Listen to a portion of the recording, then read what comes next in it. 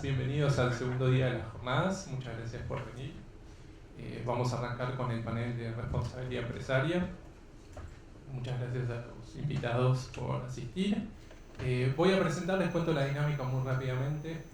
Los voy a presentar a medida que van exponiendo y vamos a dejar un tiempo al final por si ustedes quieren hacer alguna pregunta o incluso surja algún tema de debate. Mi nombre es Lisandro Fassman, yo soy titular de un juzgado contencioso administrativo y tributario en la ciudad. En primer lugar nos va a hablar el doctor Ernesto Eduardo Martorell. Todos lo conocen, es abogado, doctor en Derecho, profesor titular de varias asignaturas en maestrías y doctorados, de muchas casas de altos estudios, prolífico autor. Y bueno, doctor, muchas gracias por venir y lo escuchamos. Hola. Bueno, muchas gracias. Disculpenme, estoy muy afónico, pero dentro de lo posible voy a intentar que se me entienda. Cuando uno encara el tema de la responsabilidad empresaria, pareciera que, como hacen en las escuelas de negocios, en las escuelas jurídicas, sobre todo de Estados Unidos, lo que corresponde es empezar por lo que ellos llaman de pecho, ¿no es cierto? Es una especie de cosmovisión en torno a donde se sitúa el fenómeno de la responsabilidad empresarial. Y la realidad que todo lo que leemos todos los días y lo que vemos pareciera que no es muy halagador, por cierto. Si tomamos las obras en este momento de más impacto dentro de la materia, hay un trabajo de Colin Mayer sobre prosperidad y negocios. Mayer es de la Escuela de Negocios de Oxford, en donde dice que hay, la obra es un bestseller de fines del año pasado, que hay gravísimas críticas con respecto al funcionamiento de las grandes corporaciones, su repercusión en la vida social y fundamentalmente lo que dice Mayer es que hoy no parece posible que las grandes corporaciones se sigan preocupando únicamente de dos cosas: el valor de sus acciones y de las utilidades que devengan para sus accionistas mayoritarios, entendiéndose el medio en el que se desarrolla.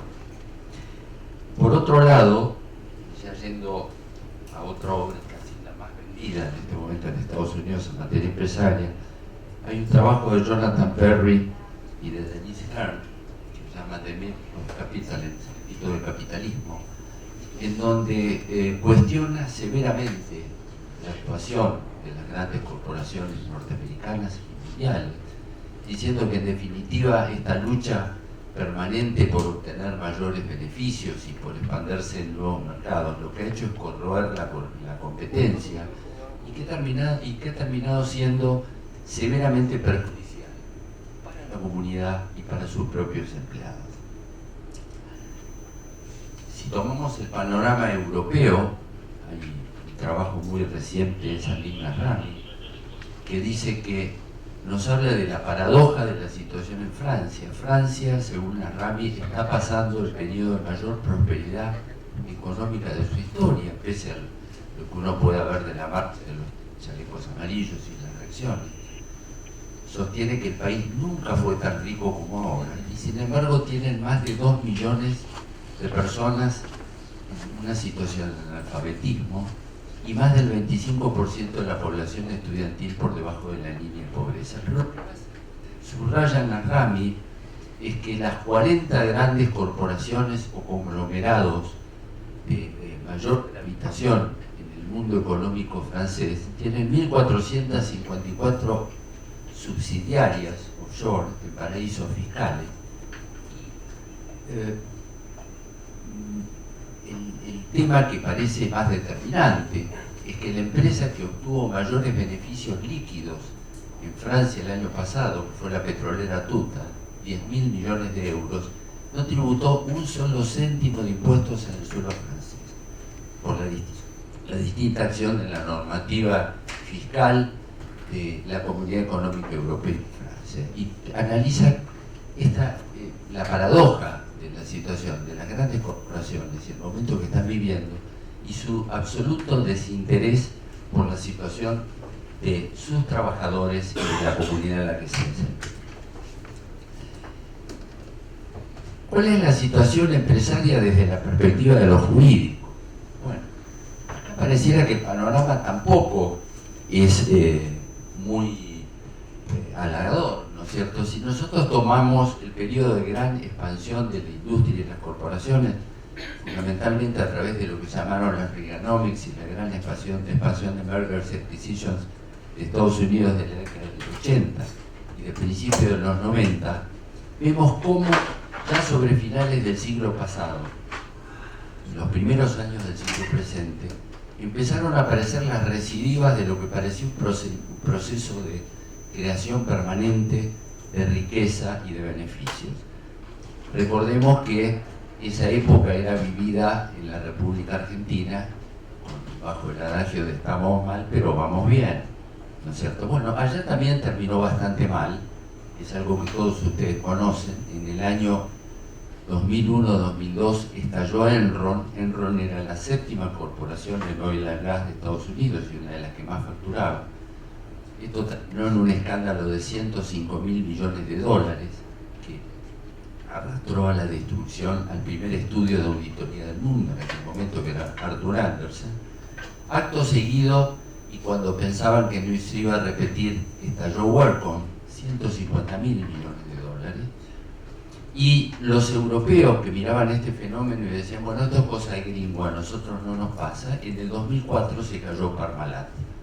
Parmalat era la sexta empresa láctea de la Comunidad Económica Europea, generó la pérdida de 34.000 puestos de trabajo y una crisis que trajo recidivas por todo el mundo. Por ejemplo, en la República Argentina, en donde actuaba como compañía láctea, terminó también en un escándalo y quiebras en cadena que arrastraron, por ejemplo, a compañías que cuando yo era chico eran emblemáticas como Gándara, ¿no es cierto?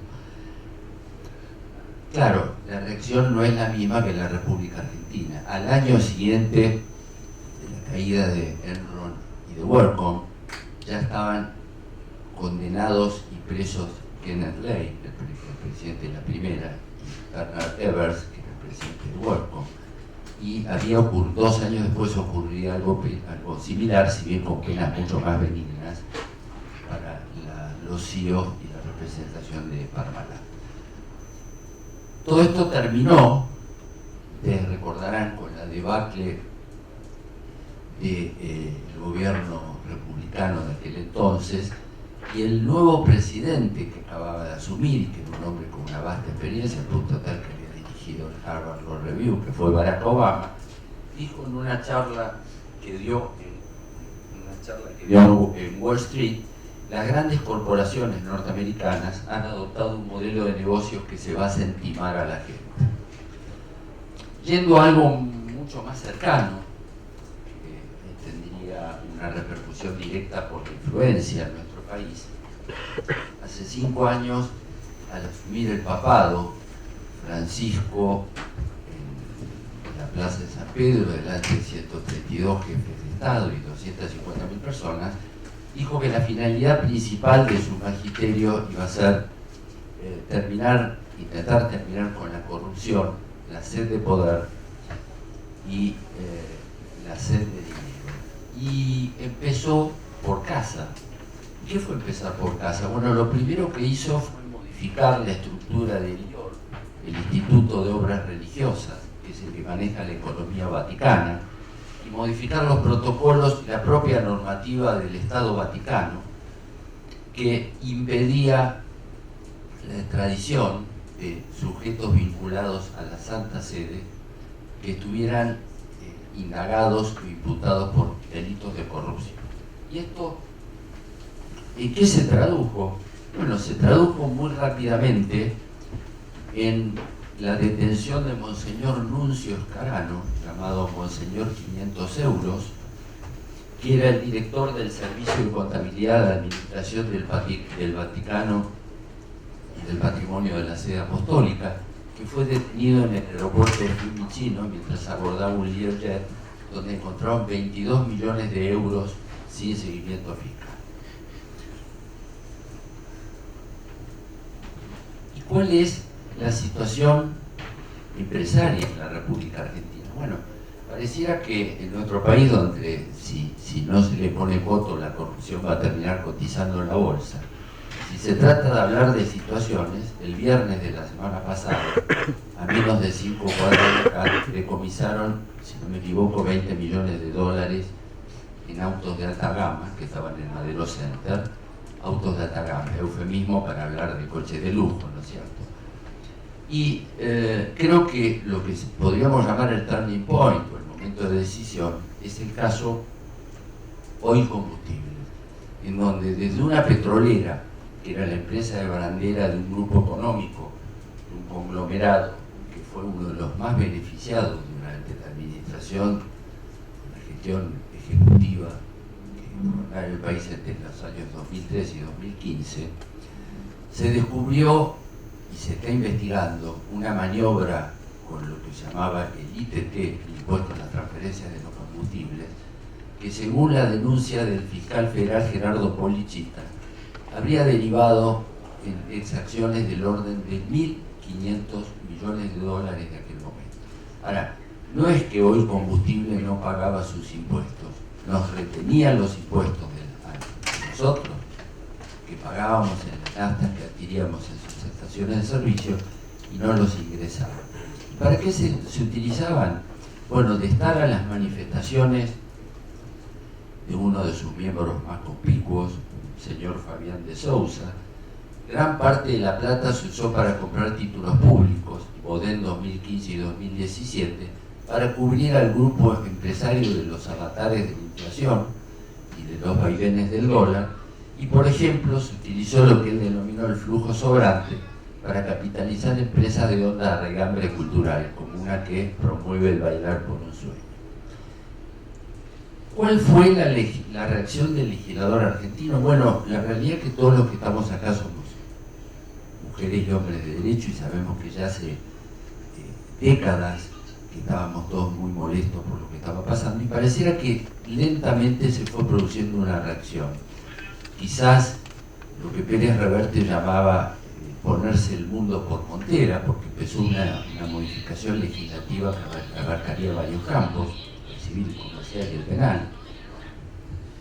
Y desde la perspectiva del derecho común, por ejemplo, desde el 1 de agosto de 2015 tenemos nuevas regulaciones, fundamentalmente en lo que a nosotros hace en materia de personas jurídicas,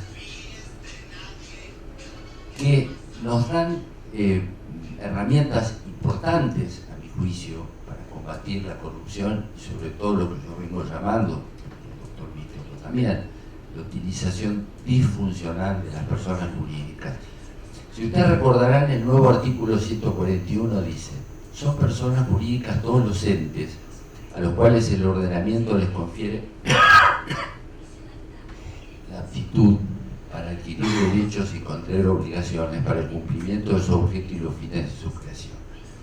Esta nueva norma, que viene a sustituir el artículo 32 del Código de Vélez, que solo definía a las personas jurídicas por oposición a las personas de existencia real, toma lo mejor del viejo artículo primero de la ley 19.550 en su versión originaria, y adhiriendo a las teorías normativistas, como dice Rivera y sus comentaristas del Código Civil y Comercial, adhiere a las posiciones de Francesco Galgano, en virtud de las cuales la personalidad jurídica ya no va a ser un mero atributo del ente ideal, sino que va a ser una franquicia, que va a permitirle actuar a aquellos que constituyan un ente de existencia ideal con autonomía patrimonial e imputabilidad diferenciada. ¿Pero en qué caso?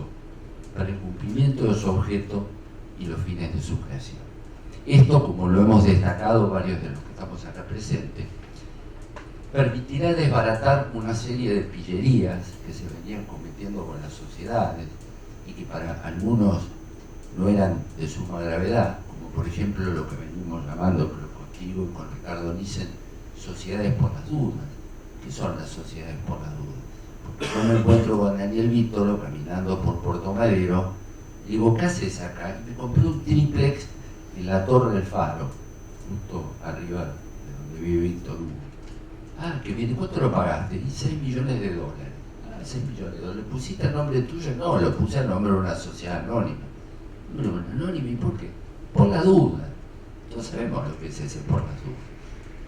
La sociedad es pantalla, sociedades creadas exclusivamente para escindir el patrimonio y generar un escudo protector poniendo fuera del alcance de los acreedores, de los que cometen alguna maniobra, sus activos, y de esa manera evitar que los desapoderen las sociedades infracapitalizadas. Pero además hay un segundo elemento que es el nuevo artículo 144 del Código Civil y Comercial, que introduce en el Código la teoría del disregard of legal entity, o la teoría de la penetración, que ya estaba en el artículo 54 de la Ley de Sociedades, desde la reforma del año 1983, y que gran parte de la doctrina hizo lo imposible durante los últimos 35 años por castrar e impedir que se lo aplicaba, invocando teorías de restrictividad que no surgen de ninguna parte de la Ley de Sociedades. Pero que esto impedirá que en lo sucesivo, o debería impedir, se pongan limitaciones a la aplicación de este instituto, que es de una enorme utilidad en aquellos casos que se utilizan las sociedades para perjudicar.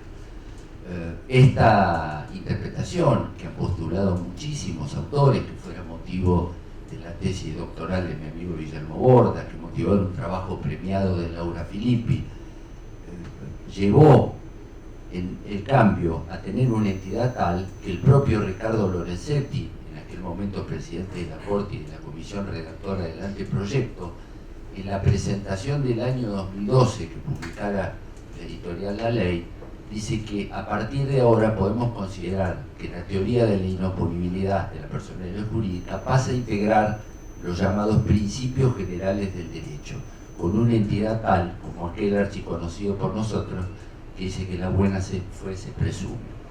Otro elemento importante en el nuevo código es la modificación en materia de la teoría de la responsabilidad civil de los llamados factores de atribución, que son aquellos institutos que, como nosotros sabemos, sobre todo los subjetivos, que permiten responsabilizar a alguien por daños causados a terceros. El impacto directo será en el artículo 1724, que redefine, ampliándolos significativamente, los conceptos de culpa y de dolo.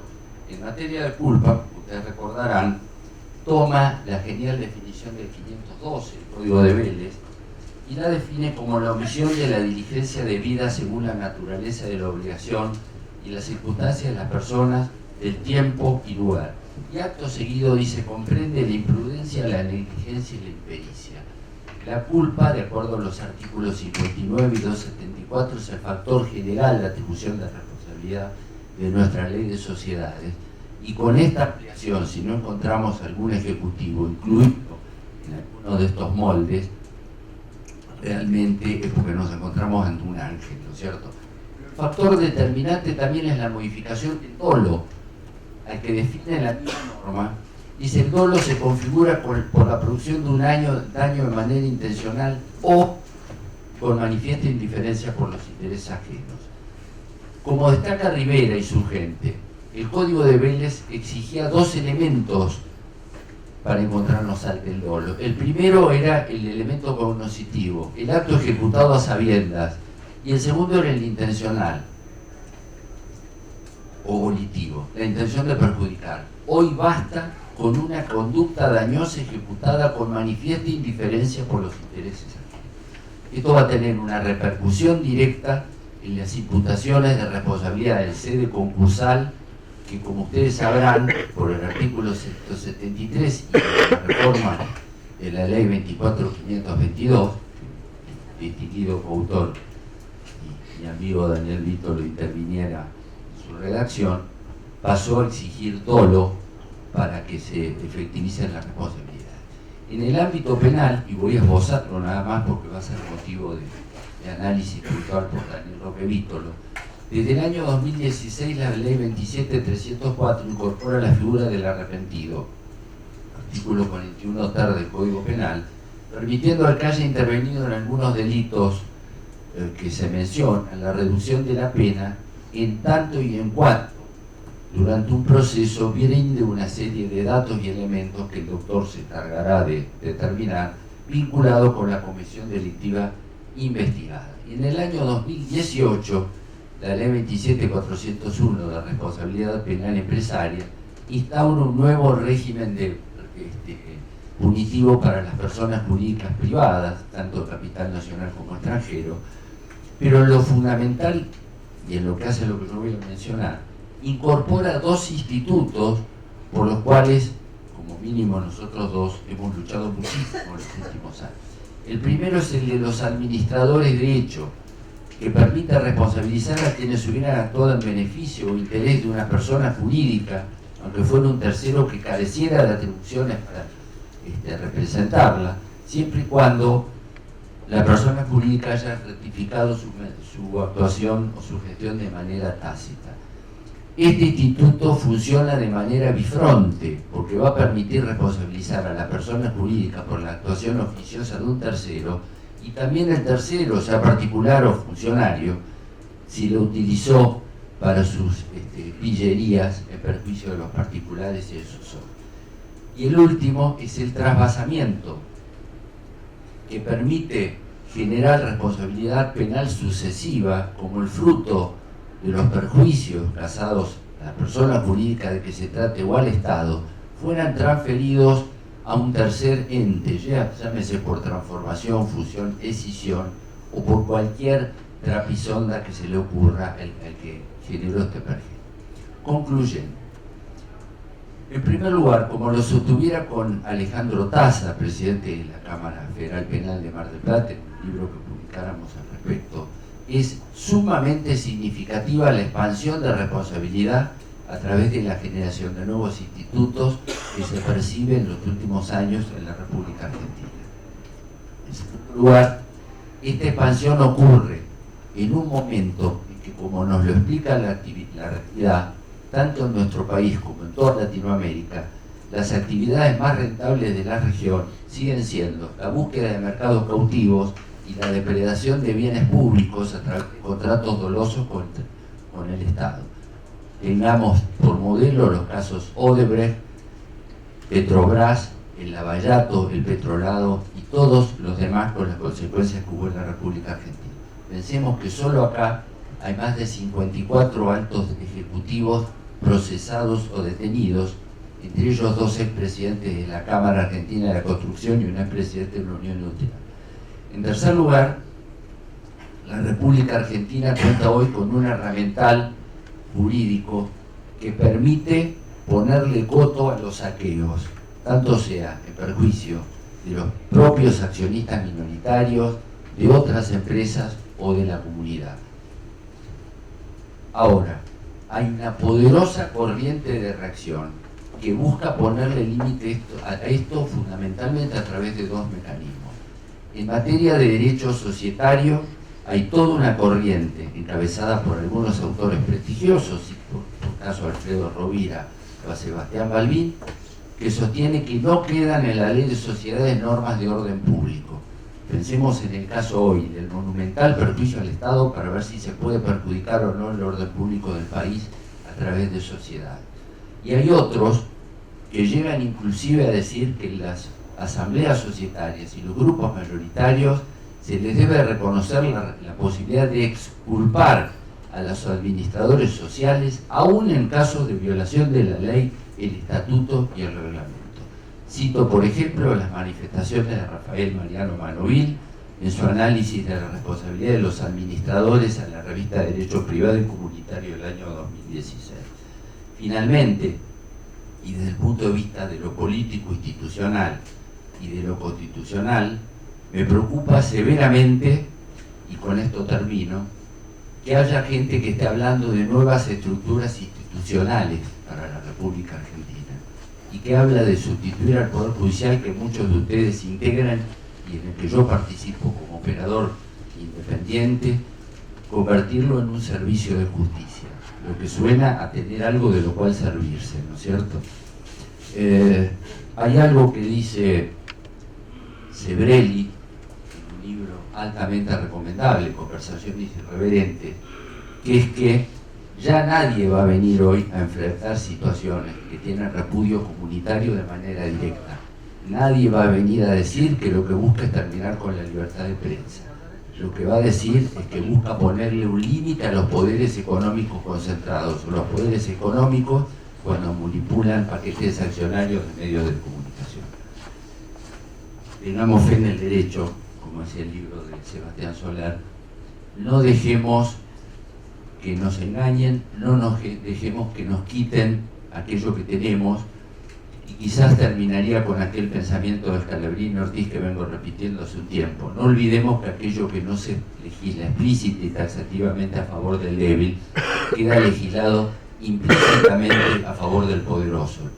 Cuestión: si la justicia no le pone coto, tanto daño puede causarle a la comunidad, los poderosos de la actividad privada, como el Estado conducido por los caudillos populistas de turno. Gracias.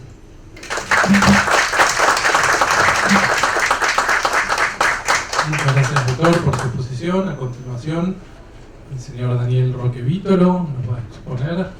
Vítolo es, como todos ustedes sabrán, abogado egresado de la Facultad de Derecho de la UBA, donde también es profesor titular de Derecho Comercial.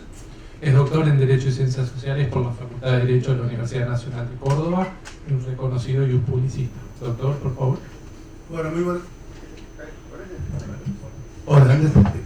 Bueno, muy buenos días. Muchísimas gracias por estar aquí acompañándonos esta mañana. Son muy generosos de haber tomado un tiempo de sus vidas para estar aquí compartiendo con nosotros esta mesa, ¿no es cierto? Con Dolores y con Ernesto. Estamos muy contentos de estar con ustedes. A mí me toca una mirada quizás no tan optimista en este sentido.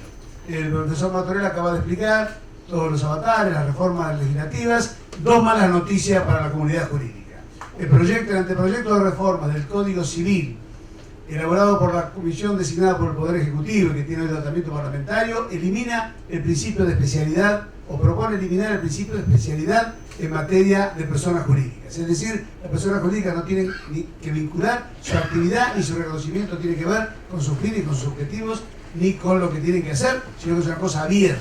Y exactamente lo mismo está proponiendo un anteproyecto de reformas a la ley de sociedades generado por una comisión del Senado, lo cual lleva a la letra muerta el Instituto de la Inopolibilidad de la Personalidad Jurídica, porque nunca habrá fines extrasocietarios o fines distintos de aquellos que tuvo en miras el legislador al reconocer la posibilidad de generar voluntariamente un centro diferenciado de imputación de conductas. Así que, desde ese punto de vista, no vamos muy bien, vamos por lo que pueda dar un poquito más.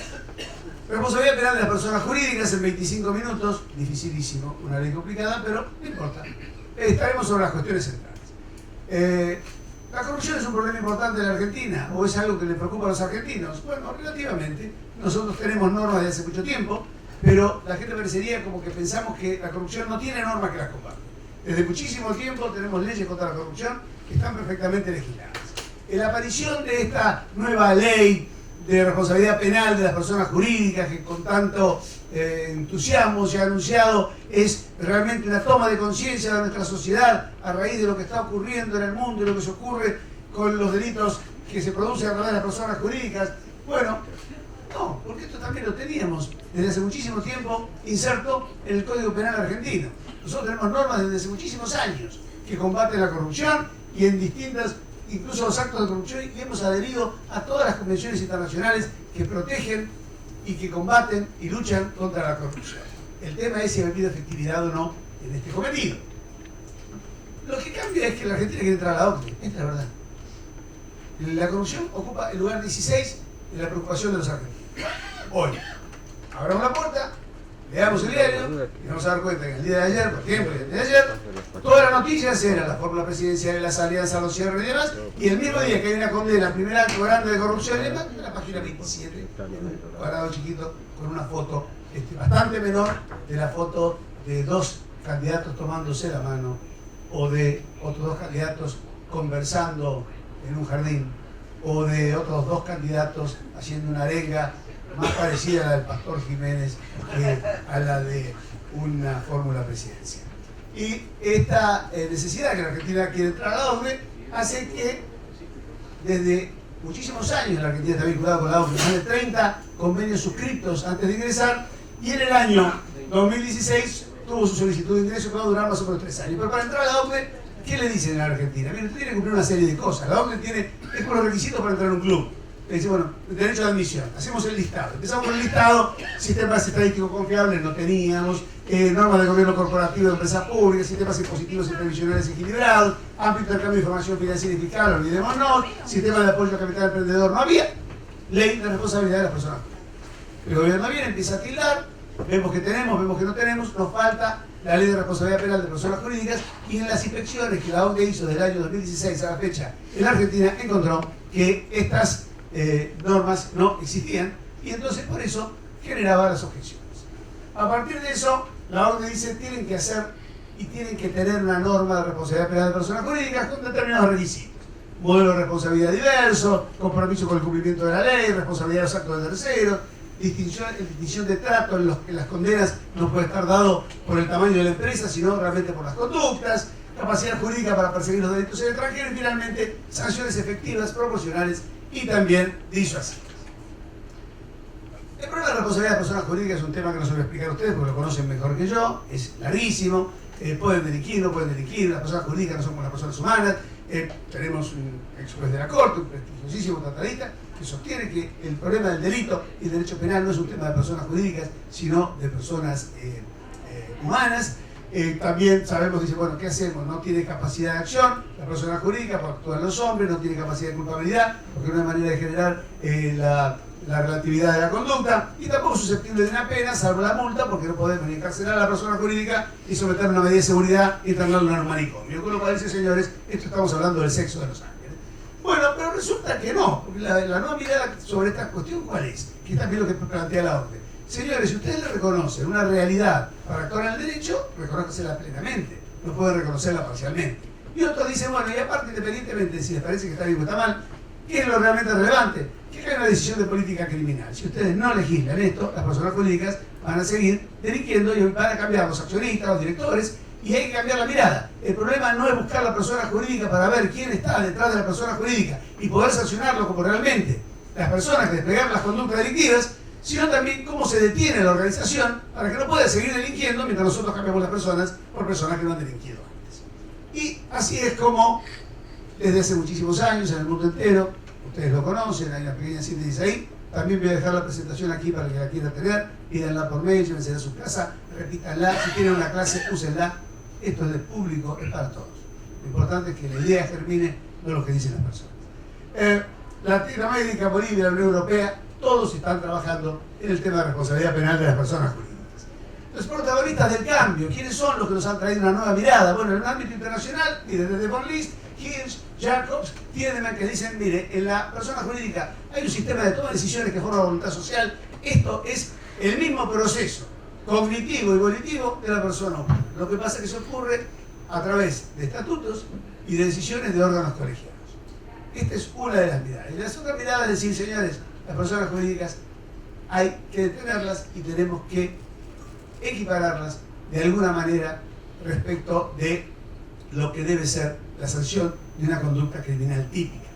En nuestro país, también desde el año 1940, ya hay una idea sobre la responsabilidad penal de las personas jurídicas. Hasta León, Puesto Rúa, en el 1940 y algo, ya hablaban, sin diferenciar mucho lo que era la pena de la sanción administrativa, pero digamos, ya estaban trabajando en eso. Miradas más no modernas como la de Bayrún, Spolanski, Rusconi, se han inclinado a favor de la responsabilidad penal de las personas jurídicas.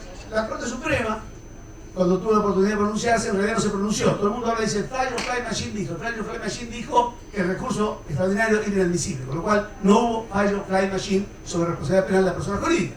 Pero en ese rechazo estuvo el voto de disidencia, recordarán ustedes, del ex ministro de la Corte, el profesor Raúl Zaffaroni, que lo que dijo finalmente no era tanto si se podía delinquir o no, sino diciendo sancionar penalmente a una persona jurídica importa una violación del derecho de garantía de defensa del juicio, que es constitucional, porque no hay normas procesales que determinen la manera en la cual enfrentan las imputaciones penales las personas jurídicas. Y hasta que no existan estas normas, estas personas jurídicas estarían desprotegidas. Pero fue un voto en disidencia y un fallo que no fue. Pero la gente siempre habla del precedente jurisprudencial. ¿Qué problema tenemos nosotros con el precedente, no? Pues si habla la Corte, no habla la Corte. Bueno, aquí la Corte no habló. Habló un ministro que tiene una opinión, en una disidencia, de un recurso que no fue admitido y donde no se resolvió el fondo. Pero también en la legislación teníamos normas penales. ¿Cuál es la novedad? Desde la ley de Warrants, desde la 1943, régimen penal cambiario, abastecimiento, penal aduanero, penal tributario, la reforma del Código Penal en la ley 26.683, el anteproyecto 2014 ya habla de responsabilidad penal de las personas jurídicas, que ahí hay que reconocerle y darle la derecha a Zaffaroni. En los fundamentos dice, yo no creo en esto, pero con la doctrina lo creo y lo voy a incorporar. Bien, una a favor.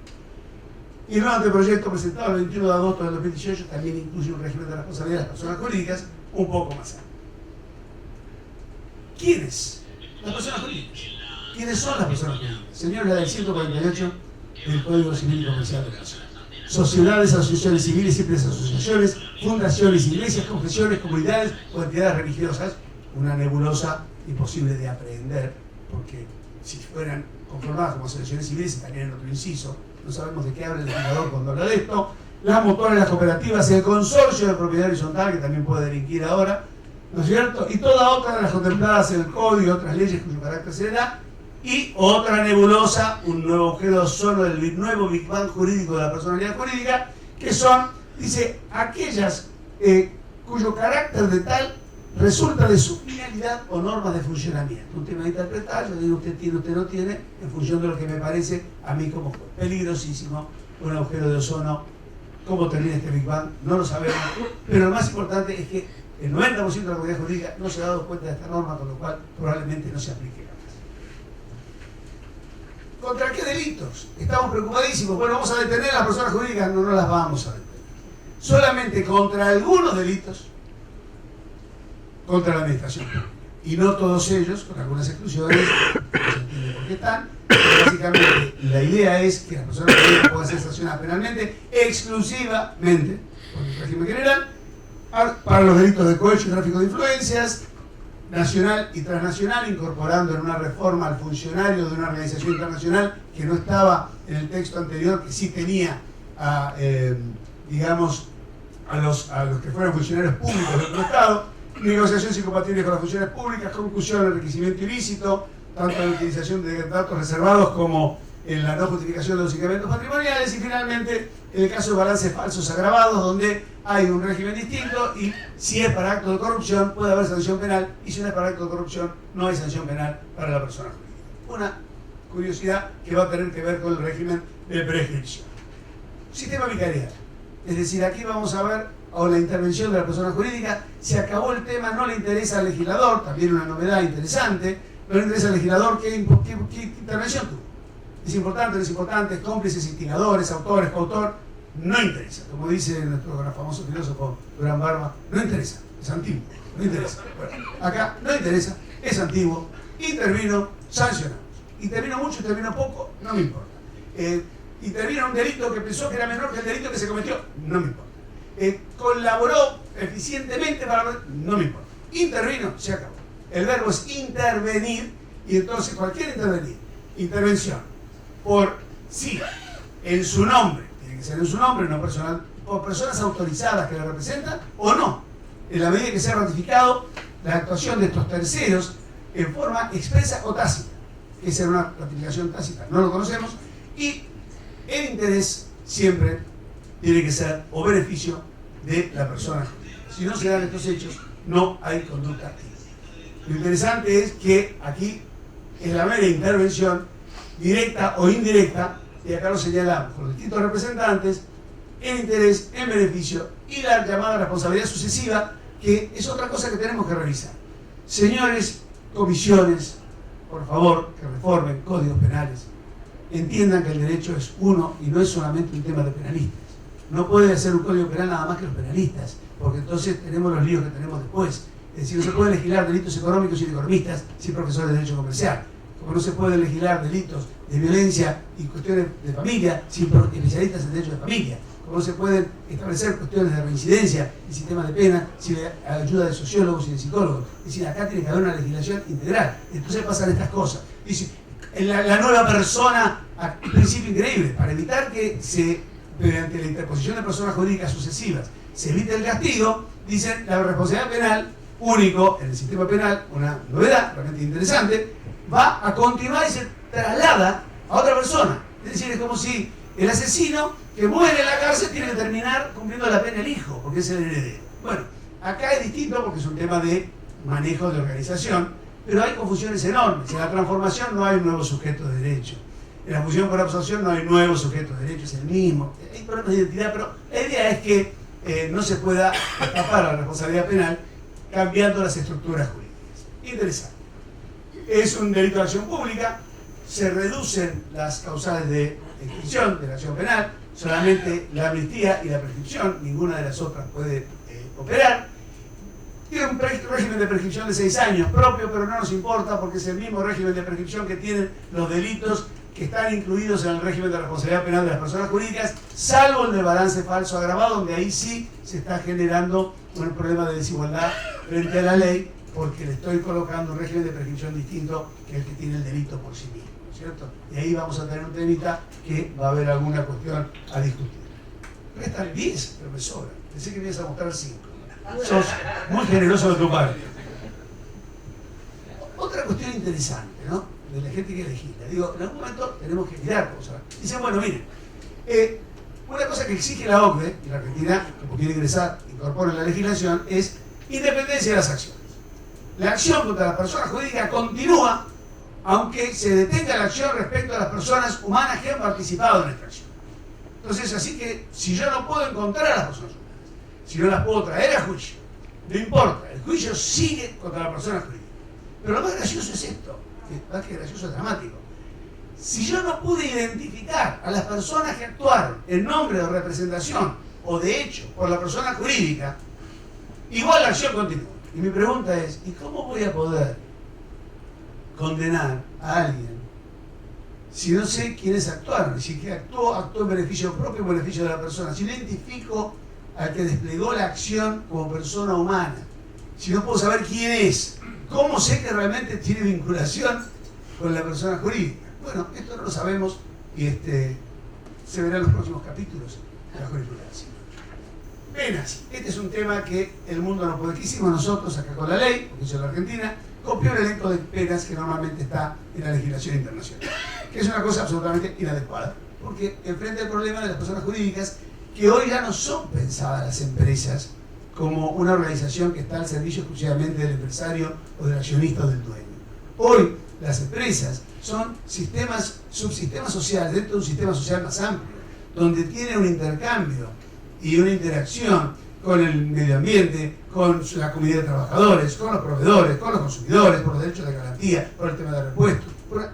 Es decir, si el señor López se quedó con el dinero de la PIB, bueno, deberá tener la sanción que quiera, y si la compañía compró otras compañías con ese dinero, habrá que buscar una sanción, pero el señor que es expendedor de combustible en una estación de servicio no tiene por qué perder su trabajo porque el señor López se quedó con los impuestos. Entonces, este tema, es decir, que vamos a suspender las actividades por 10 años, mandar a la quiebra de empresa, o que vamos a suspender, no puede participar en licitaciones cuando son empresas de obra pública, es un tema que tenemos ahora. Todas las empresas de obra pública están inhabilitadas, entonces no hay quien haga la obra pública. Tenemos un problema, esto hay que resolverlo de alguna manera.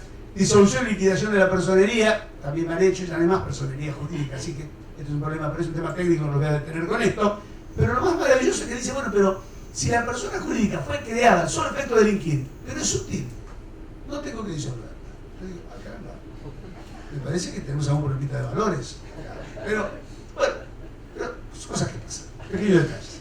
Pérdida de beneficios estatales y una cosa increíble, publicación de la sentencia. Todos ustedes me dirán, pero bueno, esto es normal. Sí, pero ¿saben cuál es la curiosidad del sistema de sanciones?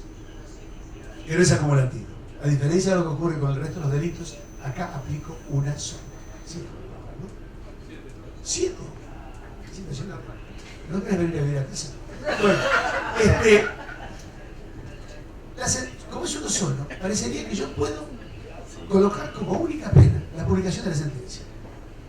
Publique la sentencia, sale el diario, no la lee nadie, vaya a su casa. Siempre la publicación de la sentencia es un accesorio. No, ahora puede ser una pena principal. A diferencia de lo que ocurre con el lavado de dinero, con el crimen internacional, donde yo puedo acumular, acá no, es una de estas. Aplico una y no aplico ninguna más. Sigo. ¿Cómo le gradúo la pena? Otra curiosidad. ¿Cómo estamos acostumbrados nosotros en el derecho penal a que se gradúe la pena con los eximentes, con los agravantes? Bueno, la participación, la incidencia, el conocimiento. No. Acá es si cumplir procedimientos internos que no son obligatorios tener, con lo cual es un poquito claro, no entiendo mucho. Si omitir la vigilancia, el monto del daño causado, la extensión del daño causado. Yo miro cómo es esto y el impacto, y sobre esto el juez dice 1, 2, 3, 5, 10, lo que sea. Y la exención de la pena, no hay extinción de la acción. El proyecto que mandó el Poder Ejecutivo decía que si yo llegaba a un acuerdo, podía tener la extinción de la acción. Acá no, lo que hay es extinción de la pena. Hay condena, pero lo que no va a haber es pena. Pero para esto yo tengo que denunciar espontáneamente el delito como persona jurídica, implementar un sistema de control adecuado si no lo tengo para que esto no vuelva a ocurrir y finalmente devolverme el beneficio obtenido. Estas tres cosas.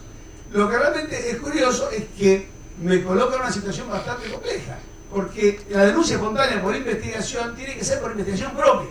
Si mañana alguien viene y me dice, mire doctor Víctor, en su oficina resulta que el gerente de finanzas y administración está coimeando a un funcionario de la FIP, yo digo, esto es horrible, voy, me presento y digo, señores, vengo con personas jurídicas, soy una sociedad anónima que tiene un estudio jurídico, a denunciar que hay una persona de autocorrupción, dice, sí, pero está bien, gracias, pero no le sirve esto. Digo, ¿por qué no? Porque no lo descubrió usted a través de un sistema interno. Tengo que tener un protocolo, un sistema interno, con lo cual, el momento que sepan eso, lo que tienen que hacer ustedes es generar rápidamente un protocolo interno, decir, he descubierto esto, y nunca decir que alguien se lo contó. Porque si no, no van a poder entrar en él. Algunas situaciones procesales complicadas, los derechos y obligaciones del imputado en materia de declaración indagatoria, es un caso muy particular, siendo una persona jurídica, es el primer caso, el único caso del derecho penal donde se puede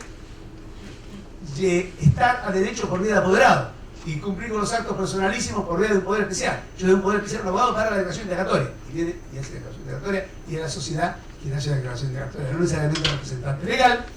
Hay un tema de notificaciones con los domicilios que no está bien logrado, hay que mirarlo porque aquí faltó alguien que supiera derecho procesal y comercial. Representación, rebeldía, abandono de representación y conflicto de intereses, cuestiones que la ley trae. Para ir cerrando, dos institutos interesantísimos, el acuerdo de colaboración. Es decir, este famoso derecho penal premial que todo el mundo discute.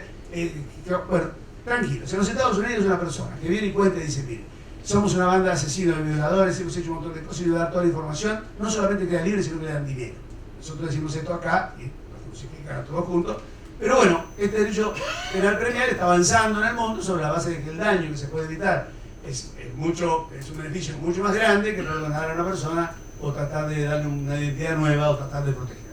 Aquí se permite el acuerdo de colaboración entre el Ministerio Público Fiscal, ¿no es cierto?, y la persona jurídica, que son las partes. El contenido es tratar de que dé los elementos necesarios para esclarecer los hechos, identificar los culpables y recuperar el objeto del delito. Es confidencial y permite la reducción de la pena que llega hasta la devolución de beneficios, porque es una cosa epidemística. La reducción de la pena puede llegar hasta el 50% de la pena mínima de multa, que es 2 veces el beneficio. Si 2 veces yo devuelvo el beneficio, ¿por qué no dijeron devuelvo el beneficio que es más claro? No sabemos, pero son maneras de escribir. Es discrecional del Ministerio Público. Después aprueba, pero hace un control de legalidad o rechaza. Es discrecional del Ministerio Público el contenido, ¿no es cierto?, en la medida que esté dentro de la ley, y el juez no puede objetarlo en cuanto a la extensión si no hay una violación de la norma o de la ley. Pero ocurre que tiene un control de cumplimiento, que dentro del plazo de un año, después el juez va a poder determinar si realmente la colaboración y la información sirvió o no sirvió para el caso. De donde también quedamos con la espada de Damocles, que si después el juez entiende que estos elementos acercados no sirvieron para esclarecer, queda revocado el acuerdo. Las pruebas y la información se dice que son confidenciales, no podrán ser utilizadas si el acuerdo se cae o el acuerdo no es aprobado, pero el asunto es que siempre tenemos la puerta abierta, que dice en la medida en que el Ministerio Público Fiscal no hubiera podido acceder a la misma información por sus propios medios.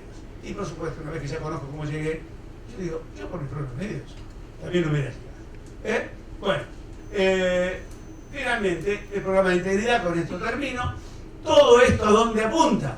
A que las compañías tengan un programa de integridad.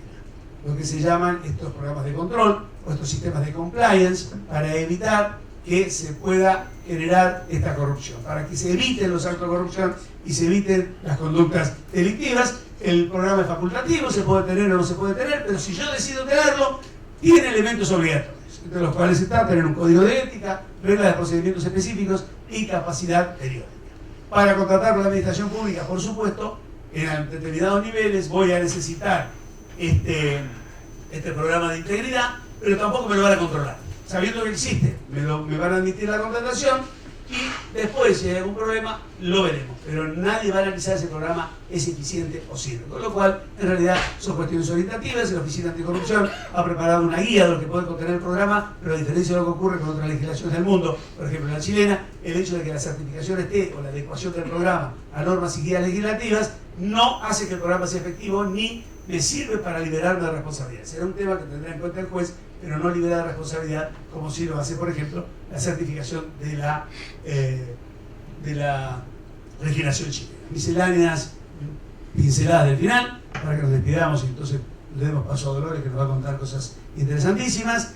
La ley complementaria del Código Penal, es una ley incorporada del Código Penal. La competencia es la correspondiente al delito, a diferencia de lo que decía el proyecto. Acá no hay una competencia especial por el delito cometido por la persona jurídica, sino el juez competente para el delito que se está investigando va a ser el que va a intervenir con el tema de la persona jurídica. Otro problema, los códigos procesales provinciales tienen que buscar medidas para esto, porque la norma es nacional y solamente afecta a lo que es el procedimiento de tribunales nacionales. Y después lo que dijimos con las contrataciones del Estado Nacional. Dudas, preguntas, no tenemos tiempos, por lo cual, si tienen dudas o preguntas, acá afuera hay un stand de Rubinstein Pulsoni, 2 libros sobre esto, se lo pueden llevar a su casa, elijan el que quiera. Uno es una ley comentada con tratamiento exegético y el otro es un panorama general para que se puedan ubicar aquellos que quieran introducirse en este nuevo sistema del compliance y de la responsabilidad penal de las personas jurídicas. Buenos días, muchas gracias. Doctor, vamos a hacer el chivo, vamos a tratar de tener 5 minutos de preguntas, se los digo para los que se incorporaron después. Cierra el panel la doctora Dolores Leones Cervera, es abogada graduada con honores de la Facultad de Derecho de la provincia de San Miguel de Tucumán, tiene un magíster en Derecho Constitucional de la Complutense de Madrid, es profesora universitaria y se desempeña como vocal de la Cámara Civil y Comercial Común de dicha provincia. Doctora, la escuchamos. Muchas gracias. Buenos días a todos y les agradezco enormemente que estén aquí un viernes a la mañana para escuchar responsabilidad empresaria, que nos gusta a nosotros, pero no es usual que le guste a todo el mundo. Mucho menos a los que son operadores del derecho, que tenemos tantos problemas como magistrados. Yo voy a tomar la posta de compliance en un panorama de la legislación comparada sobre la responsabilidad social empresarial. Estoy convencida que las grandes corporaciones son estados, verdaderos estados y a veces mucho más poderosos que los estados. Entonces, si no tendemos a una legislación internacional y a una autorregulación por temor a una condena efectiva en cualquier lugar del mundo, llámenle lo que pasaba con la famosa cuestión de los piratas. En tanto y en cuanto el piratismo o ser pirata o el delito de pirata no fue extraditable o condenable en cualquier parte del mundo, todos eran piratas. Esto me viene a colación de los famosos compliance a los que me voy a referir en este momento. En la democracia clásica de la que estaba prevista el Código Civil anterior y también en algunos aspectos las leyes de sociedades, era una democracia donde los representantes cuidaban nuestros intereses. En la actualidad, en el mundo, no solo en Argentina, caso Francia, por ejemplo, los representantes están ausentes, no cuidan los intereses de los franceses. Efectivamente, Francia económicamente, en los números está bien. Yo voy a recordar y voy a traer a colación una reflexión de ECO. Cuando yo mido el Producto Bruto Interno, perfecto. Algunos comen 2 pollos y otros no comen ninguno, entonces el Producto Bruto Interno me va a dar muy bien per cápita, pero eso no quiere decir que estén bien. ECO lo advertía en fines de los 90 y eso sigue pasando y se va profundizando. La responsabilidad social empresaria precisamente se refiere a este escenario donde hay un grupo de corporaciones que muchas veces se cartelizan y actúan y promueven conductas en el resto del mundo sin cumplir sus propias normas autoimpuestas. Esas son los famosos compliance. Nosotros cuando leemos las cartas de intenciones, cuando leemos los compliance de las grandes corporaciones, estos señores se han propuesto respetar el medio ambiente, han suscrito OCDE y desarrollo sostenible. Las mineras pareciera que nos van a venir a ser prácticamente jardines en nuestras montañas y no lo que están haciendo. Y no lo estoy hablando solo en Argentina, sino también en los Apalaches. Es decir, que acá no se trata de países importantes y países menos importantes. Las mineras han hecho estragos en todo el mundo. Y sin embargo, las grandes mineras han firmado acuerdos especiales de minería limpia. Se han propuesto respetar el derecho humanitario de todo el mundo. Se han propuesto que ninguno de los insumos van a ser adquiridos a países donde haya trabajo esclavo. Todo eso está escrito en los compliance. Se han propuesto respetar la perspectiva de género, tender a la ruptura del techo de cristal, que en la gerencia de las empresas accedan como CEOs mujeres, o paridad de género, o cupo trans, o todo lo que tienen. Van a escribir todo eso, porque en realidad no los leemos nosotros los jueces. Cuando vamos a analizar un problema empresarial, ese compliance que sabemos que existe en algún lugar del mundo no lo vamos a pedir. Y hay un oficial de compliance, porque por más que en la Argentina no se lo exija, sí se lo exige Gran Bretaña y se lo exige Estados Unidos. Los únicos que no creen en los compliance son los nórdicos. Ellos tienen oficinas de control, ellos tienen directa regulación estatal sobre estas corporaciones. Han tenido muy mala experiencia. Finlandia e Islandia han tenido tan mala experiencia con los bancos que dicen, señores, ustedes no se autorregulan, lo vamos a regular nosotros, y van a ir presos.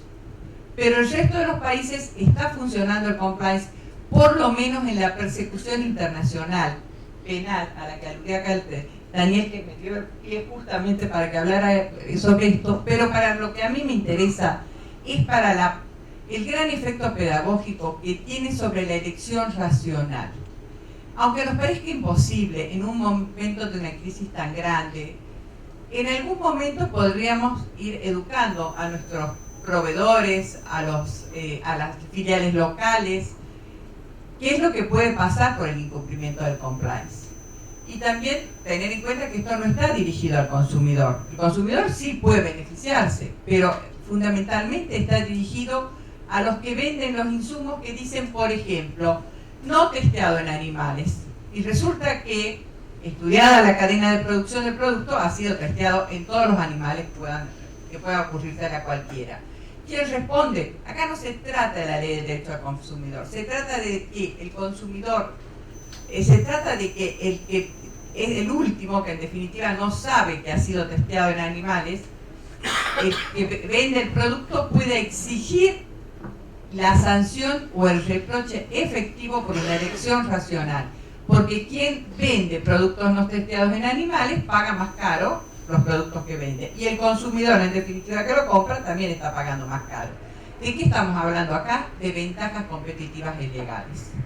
Hay una competencia ilegal frente a otras empresas que no dicen, que no tienen compliance, que dicen que tienen compromiso con el no testeo de los productos del maquillaje o de los productos en animales.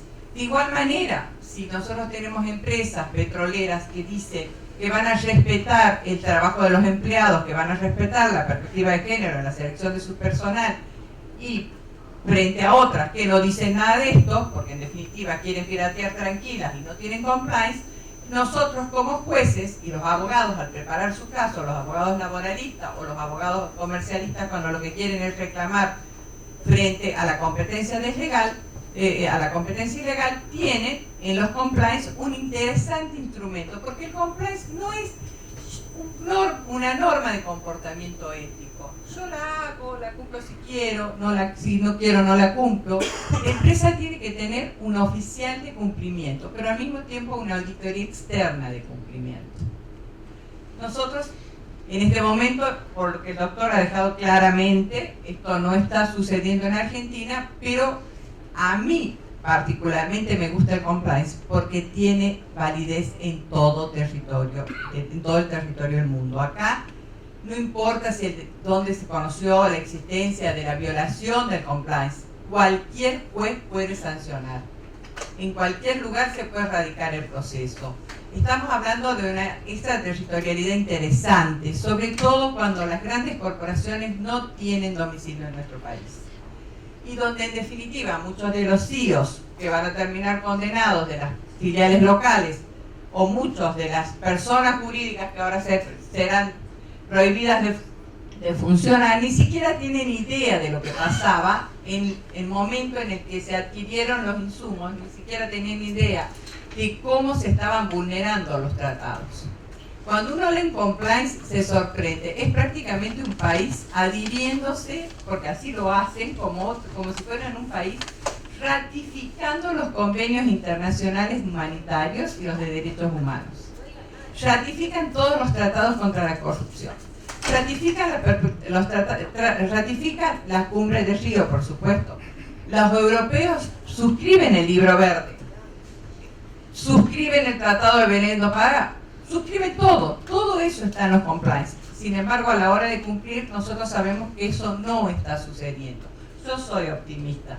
Yo creo que en esta herramienta no solo tenemos una herramienta nueva a los jueces locales, sino que tenemos una transnacionalidad del reproche social, de la responsabilidad social, que no es penal. No me estoy refiriendo solamente a la responsabilidad penal, a esa se ha referido el doctor. Yo estoy hablando de la responsabilidad social empresaria, que es la previsibilidad en la toma de las decisiones.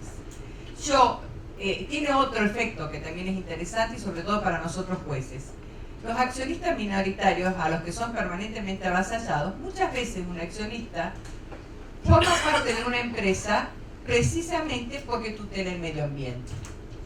Si ese accionista se entera que su empresa no tutela el medio ambiente porque la venta de las acciones es así.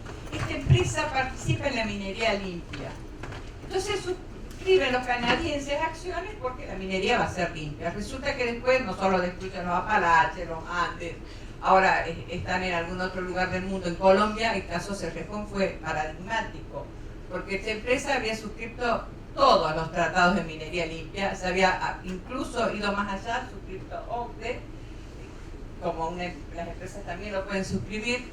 Entonces, ¿qué es lo que significaba? Que no podía modificar el entorno ambiental donde hubiera asentamientos locales. Para producir más carbón, los señores dicen, vamos a dar muchísimo trabajo, pero vamos a tener que modificar el río que atraviesa el territorio guajiro. Los colombianos se percataron de que esta empresa había firmado que tenía compliance bastante completos y dijeron, nosotros somos campos de interés. Surgió también un accionista internacional que dijo, yo puse dinero en esta empresa porque no iba a afectar el medio ambiente. No llegó a tribunales, pese a que había una acción tienen una ley de medio ambiente en algunos aspectos similar a nuestra, había una acción ya preventiva instaurada. No llegó a resolverse nada porque la comunidad nacional e internacional colombiana le dijo, señores, cumplan a lo que se obligaron. Esta es su propia ley. A los empresarios les encanta decir, nuestra ley es el contrato. El compliance es el contrato con la sociedad. No es una norma que no sea obligatoria, es una norma de cumplimiento obligatoria para la empresa, y como tal para nosotros jueces y para los abogados es una norma que debe exigirse el cumplimiento. ¿Presenta desventajas? Sí, presenta muchas desventajas. A veces solo maquillaje. A veces un compliance, como el doctor, como Daniel explicó acá, lo hacen solamente para evitar las sanciones penales. Rápidamente arman un protocolo, hacen todo, designan, pero todo eso deja rastro. Porque como me enseñó a mí alguna vez un muy buen especialista informático, todo deja rastro. Entonces, en definitiva, ese fachada, ese maquillaje podrá ser destruido y en definitiva ese aspecto no es tan preocupante. Hay otro aspecto que sí puede llegar a tener connotaciones preocupantes, que es cuando lo hacen directamente con la intención de la competencia desleal con otras empresas, porque esto viene luego el avance hostil sobre las otras empresas. Y la cartelización. Todos, cuando hay compliance y cartelización, prácticamente no hay compliance, porque ¿quién controla? En el mercado, en realidad, el control no es solamente eficiente por parte de un Estado que a veces es mucho más pequeño y está territorialmente acotado, sino que la competencia es la que controla el comportamiento de las otras empresas.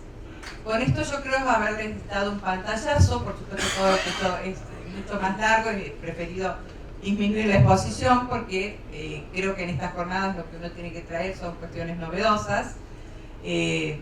Los nórdicos en algunos aspectos también han quedado, les aclaro por qué no les gusta tanto el compliance, por el famoso caso Scankal.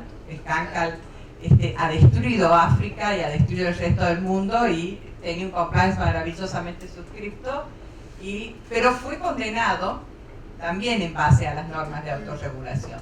Estas son las famosas normas de autorregulación que tienen su origen en Gran Bretaña y Estados Unidos, pero que se han extendido al resto del mundo, fundamentalmente a las grandes corporaciones.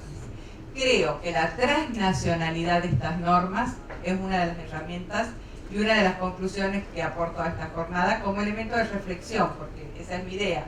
Reflexionemos para seguir avanzando. Y la mirada es optimista, porque si nosotros generamos elecciones racionales en los compradores de insumos, en los compradores en los que van a definitivamente expender al público, en las filiales de las corporaciones que van a terminar alguien preso, no sabemos en la empresa, pero que definitivamente van a perder su trabajo porque va a desaparecer la empresa, ellos serán los primeros en encargarse de que se cumplan las normas de autorregulación. Y porque, como dice Rousseau, solo cumplo la norma, estoy convencida porque yo la dicté y esa me autorregula y esa es la que voy a cumplir.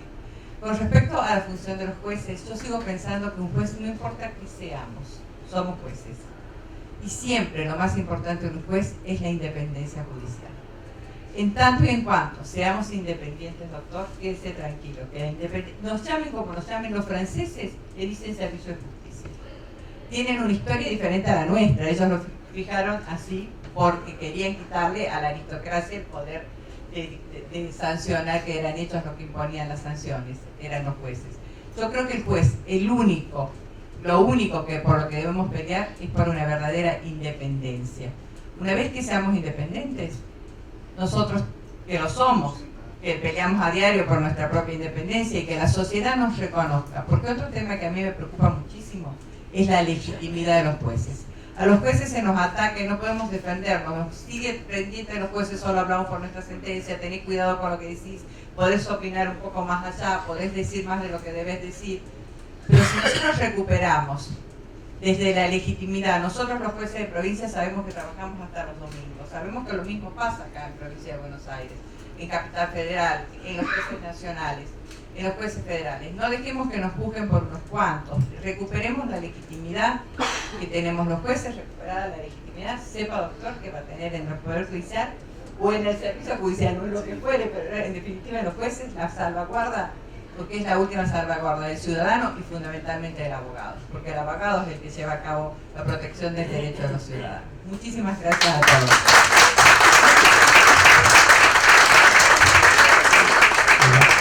Muchas gracias, doctora. Les comento, 10:30 está la conferencia del ministro Rosati. Como empezamos un poquito más tarde el panel, la comisión nos autorizó hasta el 25, así que tenemos espacio para algunas preguntas, 2 o 3 preguntas, si a alguien del público le interesa. Lo que les pido es lo más conciso posible, así pueden contestar. Hola, ¿qué tal? Sí.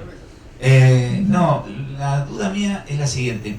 Una empresa cuando daña, nosotros lo vemos en algún aspecto cuando resolvemos, yo soy juez comercial, y no es un proceso de un día para el otro, es un proceso que lleva tiempo, digamos, mientras va dañando.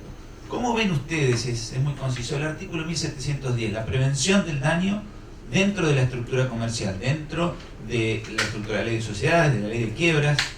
A veces vemos empresas que terminan en una quiebra y no necesariamente debían haber terminado en la quiebra, que daña, que deja sin empleo a la gente, etc. Entonces, no sé si el artículo del Código Civil y Comercial de la prevención del daño es una herramienta útil o hay otras herramientas. De hecho, hay algunas herramientas que son más débiles dentro de la ley de sociedades o de la ley de quiebras. ¿Cómo lo ven ustedes? Esa es la pregunta. Gracias. A ver, la ley de quiebras y la ley de sociedades son leyes especiales que regulan derechos de categoría y procedimientos de categoría. Lo que no puede nunca es la norma general del Código Civil, en este caso, reemplazar la norma típica que pueda tener la ley. Sí puede coadyuvar, es decir, por ejemplo, mujer no podría decir no decreto la quiebra porque pienso que la quiebra es peor para los trabajadores, entonces no decreto la quiebra porque hay un régimen por el cual se decreta la quiebra. Sí, en el curso del proceso, en muchas decisiones que pueden hacer, por ejemplo, se me ocurren cuestiones vinculadas a la posibilidad de extender un periodo de exclusividad, que la ley lo hace muy restringido porque sería peor una declaración en quiebra que dar una oportunidad al deudor para hacerlo. Una discusión sobre si el salvataje está abierto o no está abierto, mantenerlo abierto como una opción de recuperación de la empresa, o evitar, por ejemplo, una cuestión muy delicada, que es la acción de acreedores preconcursales que tienen privilegios que con deudas postconcursales impiden la continuación de la empresa. Es el caso típico de la FIP, donde, por ejemplo, aún como tiene privilegio, viene y bloquea las cuentas y usted no puede operar más. Bueno, me parece que la prevención del daño es permitir seguir con la operación porque el proceso, por ejemplo, concursal tiende justamente a que no se pierda la continuidad empresaria. Tomar esa medida. Yo creo que esta pretutela del daño o esta visión preventiva de acciones de tutela permiten mejorar los procedimientos en lo societario y lo concursal, también en materia de asambleas, en derecho a información del accionista. Es decir, me parece que es un elemento complementario que, como dice el propio Código Civil, el régimen de jerarquía normativa integra y complementa en aquello que no está dentro de la ley especial. El tema es qué pasa si no hubo prevención del daño. Y en este caso me voy con lo que decía Dolores, ¿no es cierto? Que estará en los jueces el sancionar, y hay algo que venimos repitiendo hace bastante, ¿no es cierto? Yo recuerdo un fallo de un querido amigo de Edgardo Alberti, en cuanto decía que los empresarios no solo deben de responder por lo que conocen, sino también por lo que debieron conocer y no conocieron por su propia y mayúscula torpeza, si no me equivoco, el fallo PQ. Por lo cual el deber de prevención del daño existe, la norma está, pero si no lo cumplieron, la responsabilidad de no haberlo cumplido es especialmente agravada. ¿Qué tal? Buen día. Yo le quería hacer una pregunta al doctor Vítolo, por favor. Básicamente con respecto al sistema de atribución o de imputación de responsabilidad penal a la persona jurídica de la ley 27.401, advierto que usted entiende que esta ley adopta el sistema vicarial, que sería como el sistema de transferencia de la persona, del hecho de la persona física a la persona jurídica. Pero lo que le quiero preguntar es si, aunque no lo estipule de manera obligatoria, la importancia que le termina dando la ley a tener un buen programa de integridad, a tener un buen compliance officer, a tener un buen sistema de control interno, a tener un sistema de autodenuncia y todo lo demás, ¿no nos puede llevar a pensar que también la ley recepta de alguna manera, como sistema de atribución de responsabilidad penal, la responsabilidad por el hecho propio de la persona jurídica? Lo que los españoles dicen, la culpabilidad por el déficit de organización de la propia persona jurídica. Bueno, eso estaba en el proyecto. El proyecto en realidad generaba y legislaba, el que mandó el Poder Ejecutivo, de acuerdo a lo que pedía la OCDE, lo que nosotros podríamos llamar, en el tema técnico, si hay alguna experiencia acá, los delitos de omisión impropia, es decir, donde el principio era la no evitación. Bueno, eso murió. Así estaba pensada la ley. Cuando llega al Congreso, hay una gran intervención de las empresas para que esto no sea así. Hay un lobby muy importante, dicen no hay invitación, sino hay que intervención, acción positiva. Hay algunas personas, como el profesor Dona, por ejemplo, que dice, bueno, la omisión también puede ser intervención por indirecta, por no omisión. A mí me parece que está muy bien para el ambiente académico, no va a funcionar en la realidad. La ley dice interviene, directa o indirectamente. Es claramente un delito de acción. Y esto pierde mucho, porque antes también el proyecto hacía que el programa de integridad fuera obligatorio. Es decir, había que tener un programa de integridad, y ahora es facultativo. Y solamente colabora el programa para poder estar dentro de las condiciones de obtener la graduación de la pena y la exención de la pena. Pero aún si no lo tengo, en la exención de la pena, si yo hago la autodenuncia, basado en una investigación propia aunque no tenga protocolo, si yo me comprometo a implementar un programa que no lo tengo y devuelvo el beneficio, también lo tengo. Con lo cual finalmente se ha difuminado. Hay un mensaje, tengan programas de integridad. Pero me parece que fue muy débil. Lo anterior era mucho más fuerte, pero bueno, no pasó los estándares de Congreso. Una última pregunta ahí, lo más breve posible, tanto la pregunta como Sí, respecto a esto que venían hablando del tema de la atribución subjetiva a la persona y lo que hablaban al principio de esto de las sociedades por las dudas y la nueva aparición de las sociedades unipersonales y esta ahora, digamos, dentro de la reforma que hay de volver para atrás y eliminar el principio de la penetración, o sea, ¿cómo quedaría o cómo podría llegar a jugar este tema, es decir, de la responsabilidad precisamente de las sociedades unipersonales, donde además vamos a tener confusión prácticamente no solo de nombre de persona, de accionista, de director, todas las personas de una sola persona y que puede terminar con un beneficio propio fuera de lo que tiene que ver con el objeto social? Eso va a ser un tema tremendamente delicado y le doy una mala noticia, va a ser peor. El anteproyecto de reforma de la ley de sociedades que se presentó en el Senado de la Nación considera que las sociedades de la sección 4 del capítulo 1 de la ley, las llamadas sociedades simples y formales, son un tipo societario. Con lo cual, yo a lo mejor voy a ir a usted por una acción con tu patrimonio y decir, no, yo no soy yo. Es una sociedad. ¿Y dónde está? Bueno, está. ¿Y cuál es la declaración unilateral de voluntad? No, porque es de la sección 4 y entonces no está formalizada. Le falta el requisito formal, pero existe. Y por cualquier medio de prueba, sí, porque tengo testigos que dicen para qué uso una cosa. Dicen, me parece, ya tenemos suficiente confusión con esto, me parece que los dos proyectos de reforma en materia de personas jurídicas, del Código Civil y de la Ley de Sociedades, son absolutamente negativos en este aspecto. Tendrán otras, o quizás otras virtudes, muchas veces de familia, o algunas cuestiones de responsabilidad, pero en materia de lo que es personalidad jurídica y sociedades, son altamente negativos. Bueno, muchísimas gracias. Perdón. Quería decir una reflexión final, que esto me hace acordar cuando yo iba a La Salle y el cura que daba música decía, no, porque mi materia es la más importante. No era importante un cuerno. En realidad lo que estamos debatiendo es si queremos cambiar o no como sociedad. Yo no veo, discúlpenme ustedes, pero creo que coincidimos los tres, yo no veo ninguna reacción comunitaria con respecto a estos cambios normativos que se proponen, que es un gran salto al vacío para atrás, y en donde pareciera haber convergencia ideológica, porque tirios y troyanos apoyan.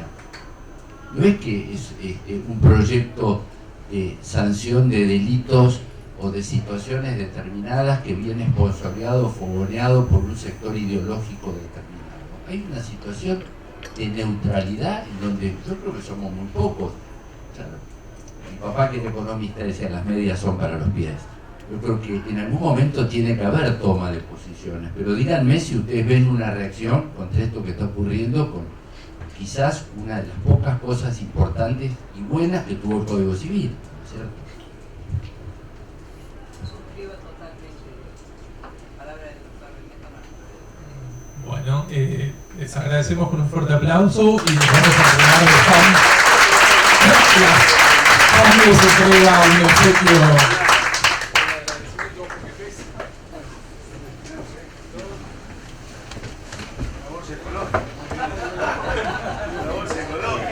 Los invitamos a todos al segundo piso a la conferencia del ministro Rosa.